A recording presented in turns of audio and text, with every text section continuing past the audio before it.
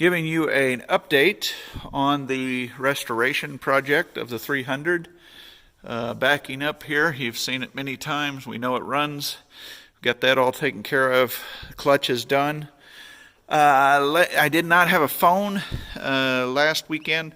I removed the variator cylinder. I found that this is pretty seized up. This does not freely travel, so we will be taking it off here, cleaning that all up. I have had new hoses made for there, and the cylinder is now rebuilt, the little cylinder back here. Definitely found some vibration. This is got some witness marks on it. It's going to have to be smoothed up and checked out.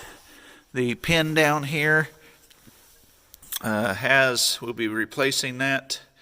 That has some wear marks, as you can see. I don't know if this light is helping or not. We also took the hoses and the cylinder off the front, the two cylinders that lift the platform. They have been removed and are rebuilt and repacked. These are the cylinders back from the shop.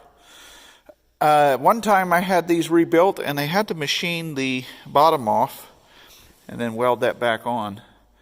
They did not have to do that this time because they informed me that they could remove this seal, and then there was a snap ring in there that they could get out, and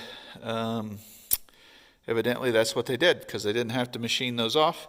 Little cylinder is rebuilt, and we will be writing this down in the parts book, the expense, so that at the end we can be pretty close to the total. This has spanned many years of work, so we probably won't have everything, but you'll have a general idea if you're going to take on a project like this.